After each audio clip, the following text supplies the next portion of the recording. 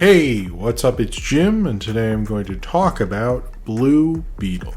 The context that Blue Beetle is released in is probably one of the more unfair contexts to a movie like this. People are sick of superhero movies. This was supposed to be just an HBO Max movie that was then repurposed for theaters, I assume given more of a budget later or something. The DC thing is not going great right now cinematically. Blue Beetle, for most of my life as a kid going to comic book stores, was the character that was a joke, which not this version of Jaime Reyes, but a different version because he happened later. I don't necessarily think that's fair, but somehow, despite all those things, it is actually a pretty fun, good movie, which kind of throws back to when superhero movies and intro superhero movies, like the first one in the franchise, didn't cost $200 million or almost $200 million and have all this money behind it and culture behind it and everything like that. They were sort of like cheap B movies that the studios were sort of didn't have a ton of faith in, but thought, hey, maybe we could make some money on this. It reminds me of the days of Steel and Spawn and the 90s, where they weren't really treating stuff so great, or even the first X-Men movie where the studio made them rush production. It feels like one of those. Like, I'm surprised we're kind of back to that somehow, but I actually sort of like it. Like, it sort of works again, and under the guise of that this is not the most expensive one. It's one that has a lot of heart and shows a director really trying to make something work within the genre confines, budgetary confines, making a streaming movie confines, and actually making this into something sort of cool is kind of remarkable and kind of charms you in a way that you don't see for many of these superhero movies, or at least origin stories like this, in a long time. Now, Blue Beetle is about Jaime Reyes, played by Cholo Manduena, who has just returned home from college. He's graduated college pre-law. He's come home. He's gonna make something of himself in a city called Palmera City, which isn't real. It's like one of those DC cities. And he's going to see his family and show that he, is a big success. And he finds out his dad had a heart attack because of property taxes. They're going to have to sell the house. The family business isn't doing well, and he needs to come help out and help the family. And through that, he is trying to get a job with Cord Industries, which is kind of the second Blue Beetle was Ted Cord, and they're like it does actually mention each of the Blue Beetles. If anyone watching is a big Blue Beetle fan or something, they do acknowledge all of them in this. But he's going to get a job there, and Ted Cord's daughter, Jenny Cord, who he met and he's going to have a job interview with, or just sort of a meeting, whatever, gives him the scarab, which apparently is a term everybody's heard of except me, before this movie, but whatever. She gives him the scarab, and the scarab chooses him, and he becomes the Blue Beetle. And on a collision course of wackiness, he finds Susan Sarandon, who is the head of the Cord stuff. She wants to get it back because she has fought for this scarab, and she wants to use it to make her own kind of weaponized mech suits, which, like what the Blue Beetle suit actually is, and sell weapons and stuff like that for her big corporation. This movie is sort of not really well made, but it works. And it's sort of to compare it to The Flash, which I thought was really well directed in terms of directing, kind of like not telling a story, but like very well captivating me and keeping me entertained, but it was not an advertisement for storytelling or the directors. This director, Angel Manuel Soto, is a storyteller, but he's interesting in that the family is really important in this film. There's a lot of characters that are, and he doesn't really introduce many of them very well, which is usually a bad sign.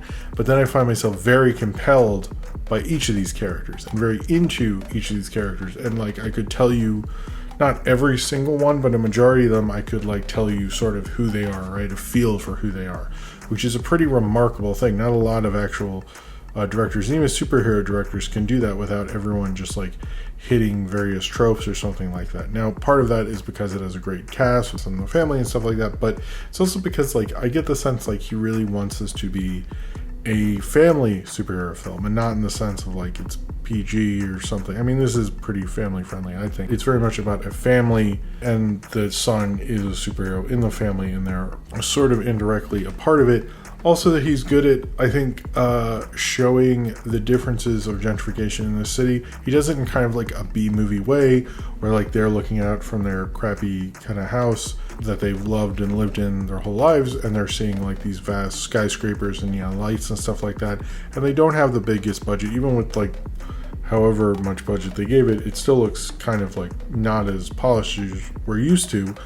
But it's a striking image, the idea of it, and very much like how B-movie simplicity. And there's a couple times where like I can tell like they didn't either have the budget or they're trying to shoot around certain things. Like there's a kind of sad scene later, and the way they shot that was kind of interesting. I know this was shot by the guy who did like Midsommar and stuff, whose name almost everyone's had trouble with, and I'm not going to say his name, but I will put his name will be down here. And I think. Not that any of this is amazing cinematography. I don't think this is an impeccably well made or anything, but it's sort of like working well within the constraints you have. And this felt like someone who's like stuck with a B genre film and like making it sing as much as you possibly can. But it's like, you have to have the thing with the suit with Blue Beetle. You have to have this thing. You have to have that thing.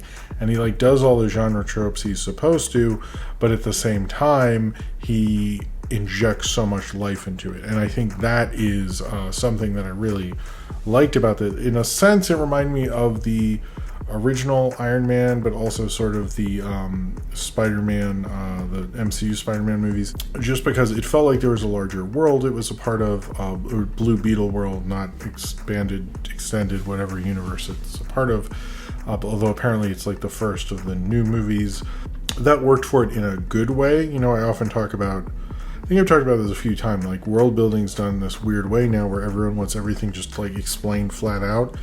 And like I've said this before a million times, like if you watch the original Star Wars, they hint at things, but they hint at them in the way you're like, what's that going on there? And I felt some of that in here, which I thought was really good. But ultimately, like, this is a superhero film about not just the superhero, but the family attached to it. In fact, I would say they're almost as present as Jaime Reyes is, with everyone from Melissa Escobedo, I think, as the sister was really good. I actually could see her being a bigger star later on. George Lopez, who I usually know just from Waking Me Up at 2 a.m., was actually really good, and I think worked well as the comedic effect. I've never really liked George Lopez as much as I liked him in this. I'm not an expert or anything on George Lopez, obviously, but this is the first time I've ever liked him in something. I don't know if that's of note, but each of the family, like even the grandmother, Adriana Barza, who I don't, is she Adriana Barza, who was in Babel and received an Oscar nomination for Best Supporting Actress? Didn't know that. She looked different in Babel, or I haven't seen Babel in a long time, so it's more of a condemnation of Babel than anything. The grandmother was really great. The father was very compelling. I did like, the only one who gets the short shrift is the mother character, actually. I was like, well, she loves her son? They don't really develop that very well. But I think it says a lot about family and like the wanting to be a part of a family, how wonderful a family is, how they're able to help him solve his problems together. Things like that like, I know it's cheesy and stuff, but like this film really worked well with it. I know like there's so many films that are, you know, Fast Furious or whatever about family. This is the first one where I was like, this is a family film where I could see, maybe not my kids are a little young, but like a little older, a family watching and having fun with. And like I could see this being like a movie you watch too many times because it's available on streaming a little too long, or back in the day it would be on cable too much and you'd sort of fall in love with it. Like I can sense like I watched Howard the Duck too much as a kid, that like I would like, if this was around at that time, I would like rewatching it. That I find really interesting about this, because I think a lot of them, you know, we have this cynicism about superhero movies now, which I don't think is, you know, I'm sort of like half and half with that, because it's like, well, you know, we all like Guardians 3 and Spider-Verse, but we seem to dislike a bunch of others. I don't know where the genre is. I don't think it's as done as people say it is, but I also think it kind of needs to have more fun and have more different kind of voices and stuff like that. And this felt like kind of reminded me of both its roots and why you sort of like this genre, while also interjecting something new, like the whole family idea. I think there's a lot of superhero films who try to be like, hey, you really come for the supporting characters. And you're like, I mean, do I don't know. This kind of felt to me like how people tell me they feel Ant-Man is. I'm not I like them, okay, I guess. I'm not a huge fan. Watching this, it's like, I like the comedic aspect to it. I like how the economy of the screenplay. What I think is different is a lot of those directors, when we're thinking of, Quantumania or The Flash or things like that, are directors who, have already sort of proven themselves. This is another blockbuster on a list. And this director, this is his second thing. I believe his other thing, Charm City Kings, which surprisingly I have not seen. This is someone who's like hungry to like make this work. And it feels like the superhero-ness almost like holds this back a lot of ways, like constrains it, but he almost understands how to get that sort of work, which I do find the direction in this and how it's made really interesting, because it does feel like it's like no, I'm going to make an interesting genre film, but I still have to make that genre. And I get it. That's sort of how these things sort of work, but it's the first one of these superhero genre things that I genuinely really kind of actually liked, and was into. Apparently Blue Beetle was sort of the inspiration for the Watchmen character Night Owl. I can kind of see it with the Blue Beetle ship and stuff like that. I always thought Night Owl was more of a Batman sort of send-up, but I guess Blue Beetle sort of is. One thing is, I did watch on my live stream, Movie Crap Live, I watched Batman, The Brave and the Bold, and they had 2 episodes of Blue Beetle. And I thought the second one, The Fall of the Blue Beetle, was probably written better than this. Like, there's no big, interesting moral arc necessarily. It's just like superhero movie needs big conclusion and stuff. I do like Susan Sarandon, who I agree is sort of sleepwalking through this movie. She doesn't hold back on her character is totally racist, and I'm a little surprised a mainstream Hollywood film would do that, but also like they're a villain. Like, I'm not supposed to like villains, and racism is the thing I don't like. So that totally makes sense. But I'm surprised they went for it as much as they did in this. I thought that was actually pretty interesting and fascinating that a movie would do that so hardcore as this one did. Javier Goloman, who I know more from What We Do in the Shadows, it was cool seeing him in his small role. I liked all the references to actual history and treatment of Hispanic culture. Also, all the cultural references in here that I didn't really get most of them. But I kind of actually like sometimes when there's not just references to a bunch of shit that I know. That was actually like refreshing, and more people should have references to stuff they know, not necessarily that I know. There's too many references to things I know, and I kind of actually sort of like that. It does, like when you don't know, like when he was playing George Lopez was playing a cartoon when he like kind of scrambled the security cameras, and I was like, is this made for this? Or is this is a real thing? Like, I really don't know. It's not a criticism of the cartoon. It looked kind of neat. Apparently it is a Mexican cartoon that's pretty cool. So I think the thing is with this movie, and the thing that hurts it is, I think it's more how people feel about superhero movies it's not going to work out for Blue Beetle, and it's not Blue Beetle's fault, because Blue Beetle's a fun, tight little movie. But it's just culturally, even though this is the first Hispanic superhero, and I think that sort of stings for it, the context it's being released in is that people are sort of sick of this stuff, and this is a genre superhero film. But it's pretty good at it, and it has heart to it, and it has a culture to it, and it has different kind of music and a different way about it, but it is so genre and so within that box. If you don't like superhero stuff and are like, I can't see another one of these things, I don't know if necessarily this is the movie that will make you go, okay, I think you'd still be rolling your eyes a bit, but I sort of think it would win you over. Now, I like seeing superhero movies. I've seen them for a very long time.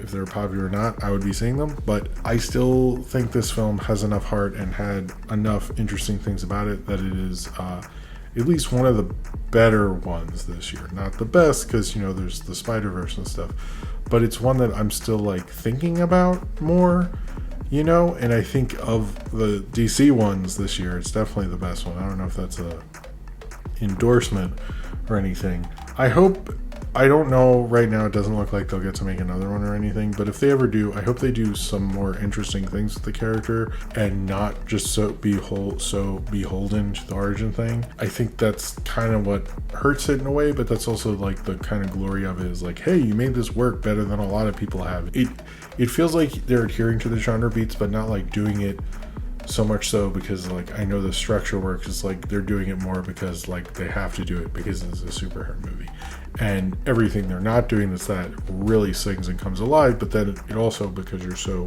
in the pocket of this movie, when he does this superhero stuff, you sort of believe in it more. And it kind of reminds me a little bit, not a soaring endorsement, but a little bit reminds me why I like these movies in the first place. And I hope this gets to be more than a thing. I hope if you're a little kid, this means something to you. Don't feel like you watched a bad movie or something like that.